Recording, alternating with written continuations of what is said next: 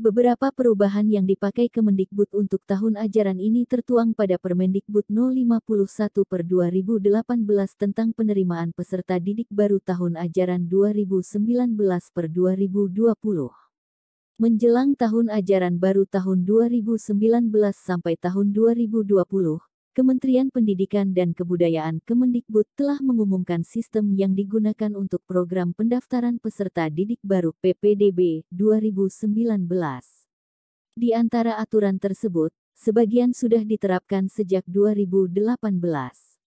Beberapa perubahan yang dipakai Kemendikbud untuk tahun ajaran ini tertuang pada Permendikbud No. 51 per 2018 tentang penerimaan peserta didik baru tahun ajaran 2019 per 2020. Melalui Permendikbud Nomor 51 Tahun 2018, prinsip yang dikedepankan dalam penerimaan peserta didik baru PPDB adalah non-diskriminatif, objektif, transparan, akuntabel, dan berkeadilan untuk mendorong peningkatan akses layanan pendidikan. Sistem zonasi, alias pertimbangan jarak rumah ke sekolah yang didaftar, masih jadi patokan bagi untuk menerima calon peserta didik baru. Zonasi menjadi basis data dalam perumusan kebijakan yang berkaitan dengan peta sebaran distribusi guru, ketersediaan sarana prasarana dan fasilitas sekolah, termasuk wajib belajar 12 tahun. Sistem zonasi mempermudah pemerintah pusat dan daerah untuk memetakan dan memberikan peningkatan akses pendidikan, baik terkait fasilitas sekolah, metode pembelajaran, maupun kualitas dan distribusi guru, sehingga dapat mempercepat pemerataan mutu pendidikan di seluruh daerah. Selain itu, sistem zonasi juga digunakan untuk menghapuskan label sekolah favorit yang kerap melekat pada sekolah-sekolah yang dibanjiri pendaftar. Pembagian zonasi tiap-tiap sekolah nantinya diserahkan kepada pihak pemerintah daerah Pemda terkait faktor geografis dan sebaran penduduk di wilayah tersebut. Apakah pembagian zonasi ditentukan lewat jarak tempuh dari rumah ke sekolah, atau diklasifikasikan per kelurahan akan menjadi wewenang Pemda setempat. Dengan adanya sistem zonasi, nilai ujian dan rapor yang didapatkan oleh siswa tidak lagi menjadi prioritas. Nilai ujian dan rapor menjadi pertimbangan kedua setelah melalui tahapan zonasi dari sekolah. Apabila hanya tinggal tersisa satu kursi dan jumlah pendaftar melebihi satu, pihak sekolah bisa menyeleksi berdasarkan nilai ujian dan rapor yang terbaik. Akan tetapi, sekolah tidak bisa menentukan batas minimal nilai ujian dan nilai rapor dalam melakukan seleksi. Kemendikbud mewajibkan setiap sekolah menampung sedikitnya 90% murid yang berasal dari sistem zonasi. Artinya, murid-murid yang berdomisili dekat dengan sekolah yang didaftar akan mendapat peluang lebih besar untuk diterima.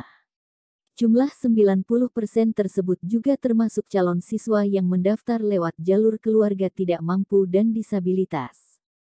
Siswa yang menggunakan jalur prestasi akademik dan non-akademik mendapatkan jatah kuota 5% dari Kemendikbud di tiap-tiap sekolah. Sedangkan 5% sisanya digunakan untuk calon siswa yang mendaftar di sekolah yang terletak di luar zona rumahnya. Tahun lalu surat keterangan tidak mampu (SKTM) menjadi syarat wajib bagi calon peserta yang mengikuti PPDB 2018 lewat jalur keluarga tidak mampu. Kini, dengan Permendikbud Nomor 51 Tahun 2018, calon peserta didik dari keluarga tidak mampu harus menyertakan bukti keikutsertaan dalam program penanganan keluarga tidak mampu dari pemerintah pusat atau daerah, dan bukan dengan SKTM. Berikut 4 peraturan baru sistem zonasi pada PPDB 2019. Penghapusan SKTM.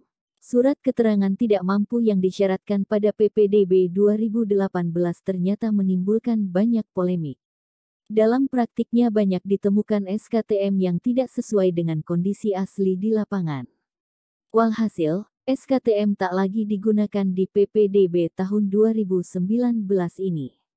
Selanjutnya siswa dari keluarga tidak mampu tetap menggunakan jalur zonasi ditambah dengan bukti mengikuti program pemerintah pusat, seperti Kartu Indonesia Pintar (KIP) atau pemerintah daerah untuk keluarga tidak mampu.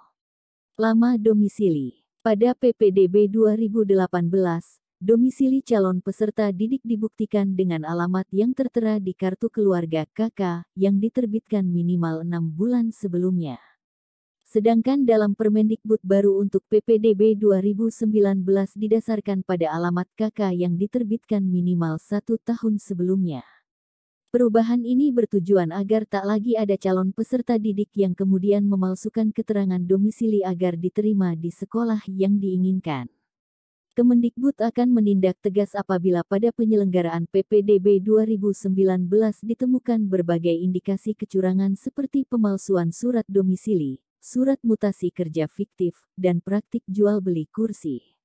Pengumuman daya tampung. Untuk meningkatkan transparansi dan menghindari praktik jual beli kursi, Permendikbud Nomor 51 Tahun 2018 ini mewajibkan setiap sekolah peserta PPDB 2019 untuk mengumumkan jumlah daya tampung pada kelas 1 SD, kelas 7 SMP dan kelas 10 SMA SMK sesuai dengan data rombongan belajar dalam data pokok pendidikan (Dapodik). Permendikbud sebelumnya, Nomor 14 Tahun 2018 belum mengatur secara detail perihal daya tampung ini. Peraturan tersebut hanya menyampaikan daya tampung berdasarkan ketentuan peraturan perundangan standar proses. Prioritas 1 zonasi sekolah asal. Aturan PPDB 2019 ini juga mengatur kewajiban sekolah untuk memprioritaskan peserta didik yang memiliki kartu keluarga KK atau surat keterangan domisili sesuai dengan satu wilayah zonasi yang sama dengan sekolah asal.